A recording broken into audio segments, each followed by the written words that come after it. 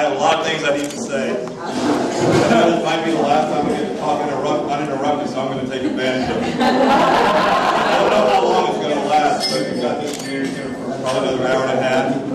If it takes longer than that, I'm going to need some volunteers with flashlights out in the parking lot too, so I can continue reading my script until it's done. Or anybody who's sober enough to listen or to care. On behalf of my wife and me, we'd like to thank everyone for coming today and sharing this day with us. It seems amazing that 2 years after meeting through Craigslist of all places,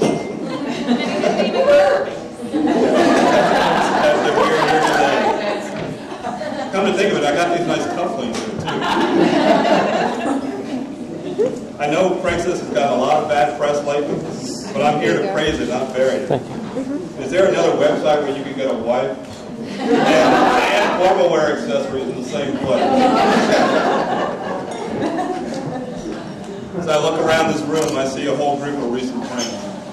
When I moved here from Texas about 6 years ago, I didn't know anybody. Now we've got about 70 or 75 people here helping us celebrate this special day for us. I'm pretty sure most of you are here for the wedding and not because you showed up a week early for a community pool. And for those of you who don't know me, or with very short memories, I'm the groom from out there. Actually, it might help tell you a little bit about myself. I've been a writer all my adult life.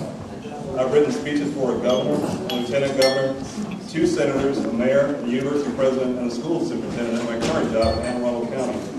The difference is I rarely speak in public, so this is a little daunting here. What do you say to people who have shared and shaped your life? Borrowing quotes from statesmen seems circular because it was probably a speechwriter who wrote those words for us. So I'll just do it myself and keep it simple. Thank you. Thank you for coming today. There's a list of people I'd like to thank individually, but before I do that, I want to tell you a little about my bride. She was the one who was standing next to me earlier. For those of you who don't know her, she's my opposite. While I'm in a creative career field, Patty's an engineer. And an engineer's idea of creativity is freestyling on the calculator.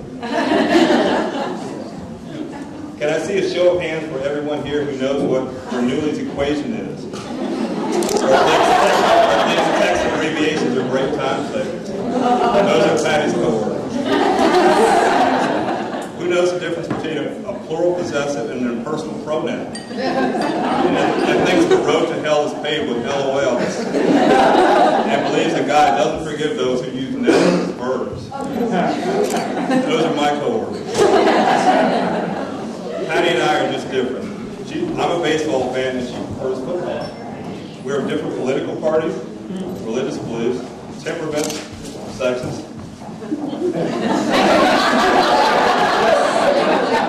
Then there's the black and white issue. But that was a non-issue since we quickly agreed on the color scheme for this wedding. Patty works for the Consumer Product Safety Commission, where she is the nation's premier expert on infant and toddler product safety. Maybe only MTV knows more about cribs than Patty does. Right after one of our first dates, Patty wrote an email where she said I had a magnetic personality. I later learned that she was working on a project to prevent babies from choking on magnets and toys. It's a good thing she wasn't working on electrostatic, or she might have called me shocking, I'm sure. Seriously, and this is a serious portion of the speech, I think Patty's pretty magnetic too. And she's special in ways that's difficult to explain in words. If you've met her, you already know what I mean. She's a lovely person, and I'm lucky to be loved by her. Now, back to my list of thank yous. Thank you, Caroline. Where are you, Caroline? Woo!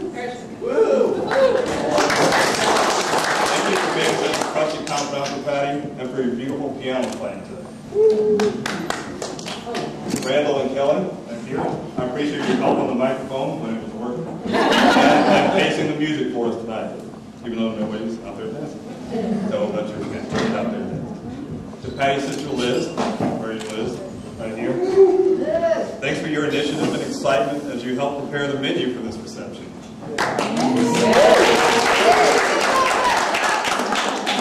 To Brian,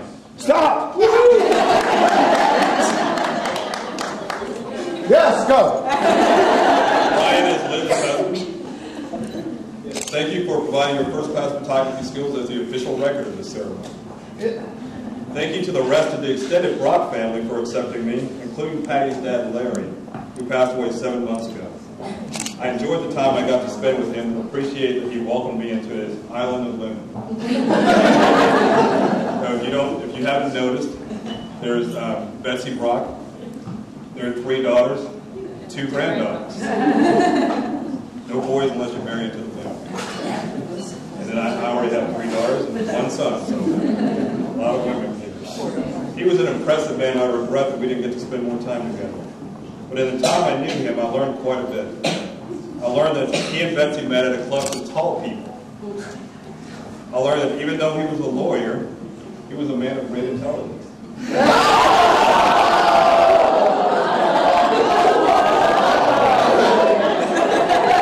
He was old school. He wrote out all of his notes longhand. Even his own quarterly stock reports, he kept them in a 3-ring binder. And he was loyal. I heard that he invested in Pepsi his whole adult life because the company gave him a college scholarship back in the 1940s.